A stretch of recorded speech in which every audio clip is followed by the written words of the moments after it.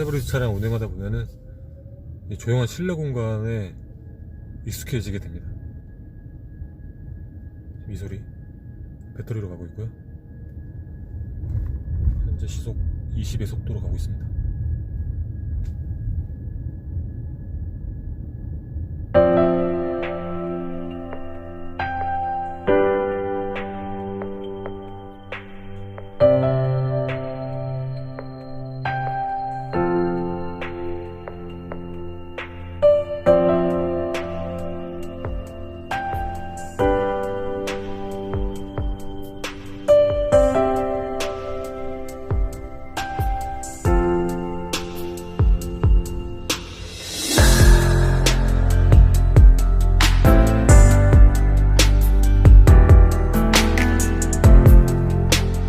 고급차들 보면은 벨트 착용해도 편안한데 편안한 느낌은 아닌 것 같습니다. 조금 이렇게 좀 푸르고 싶은 그런 느낌을 주고 있네요. 이 버튼을 자주 쓰거든요. 저는 지금 속도 도심이나 고속도로나 자주 쓰기 때문에 플러스랑 마이너스를 자주 이렇게 컨트롤을 하는데 이게 좀 딱딱한 면이 아무래도 토요타 차량 있는 게 기본적으로 있거든요. 누를 때 조금 여기 손이 편안하지는 않습니다. 이게 뭐 푹신하거나 뭐 볼보 차량의 그 버튼 조작 느낌과는 예를 들어서 좀 차이가 있는데 그 볼보 차량은 조금 부드럽거든요. 근데 지금 좀 딱딱한 면이 있어서 풍량은 여기서 이렇게 여기 이렇게 눌러서 고무 체결이 되어 있어서 이렇게 누를 때는 느낌이 좋고요. 에코라는 게 있고 끌 때는 여기서 이렇게 끄면 되고요. 킬 때는 여기서 이렇게 해서 하고 이렇게 조절하면 되고 이 듀얼 버튼 따로 할 때는 있고 여기 AC 버튼 있고 4개 순환 이런 식으로 방향 조절 밑에는 ESC 버튼이 있고 누르고 있으면은 이 트랙션 컨트롤이 꺼졌다 써 있고요. 이렇게 하면은 통풍 3단계가 있고 열선은 주황색으로 이렇게 뜨고요.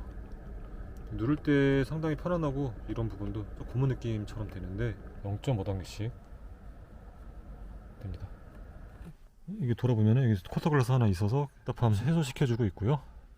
썬루프 같은 경우에는 앞에 이 정도 좁은 범위만 열립니다.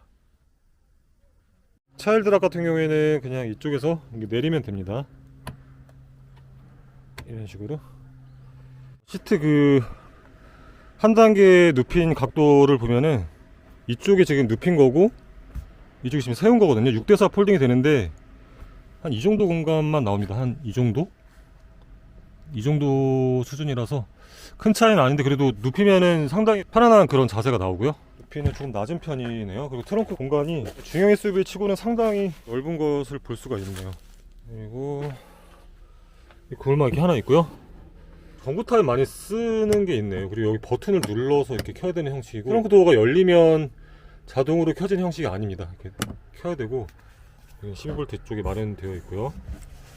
열면 이제 스페어타이어 미국이 주력 시장이기 때문에 마련되어 있는 것을 볼 수가 있고 이게 한 칸 그리고 내릴 수가 있습니다. 이쪽으로 내리면 조금 한 큰 차이의 공간을 마련해 주지는 못하는데 한 칸 이렇게 내릴 수가 있고요.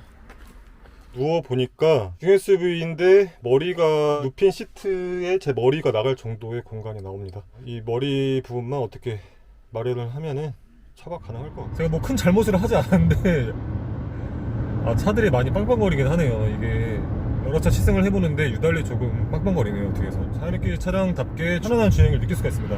이 차량이 5세대인데요 기존에도 뭐 2.5L였고요 엔진 배기량 자체는 변함은 없습니다. 달라진 거는 뭐 효율성이 더 좋아졌고요. 토크 같은 경우에는 이전보다 더 좋아졌습니다. 출발을 할 때 이전보다 더 여유로움을 느낄 수가 있습니다. 이 차량은 4륜 구동 차량이고요 2륜도 지금 나와 있습니다.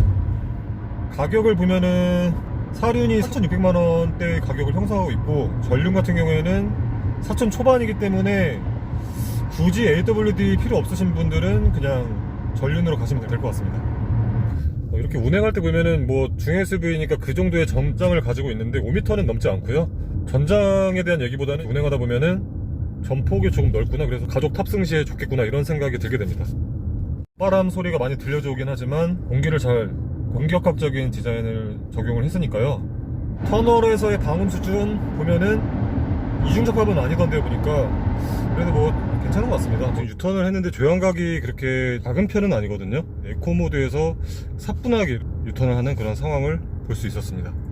차량 자체가 가볍고 핸들링도 가볍기 때문에 에코 상황에서 조금 이렇게 돌아나가는 그런 곡선 구간이었는데도 어깨가 힘들다거나 그런 느낌이 들지 않는 것을 확인할 수가 있었습니다. 이 차는 도심도 도심이지만 장거리 주행에 있어서 정말 최적화된 그런 차량이라는 생각이 들고요. 고속주행에 있어서도 탁월한 능력을 발휘하는 것을 확인할 수 있었고요. 제동력 부분에서도 전혀 불안감이 없었습니다. 트레일 모드가 있는데 이거를 누르면은 계기판 중앙 하단부 쪽에 이제 돌멩이 표시가 이제 뜨게 되는데, 설정에서 사륜구동 관련된 표시가 나오는 것을 켰거든요. 그러면 거기에 이제 에코가 아니라 이제 트레일이 이제 뜨게 되고, 지금 후륜에 방금 전륜 한 칸씩, 후륜에는 이제 한 칸씩 이렇게 뜨는 파란색으로 변경이 되는 것을 확인할 수가 있었고, 이런 파란색의 표시, 뜨는 표시로만 확인이 되는 게 있고요. 에어컨 같은 거 틀지 않았는데요. 통보 시트 뭐 한 칸 이렇게 쓰고 있는데, 에코 상황에서 좀 막히는 상황에서 주행을 하고 있는데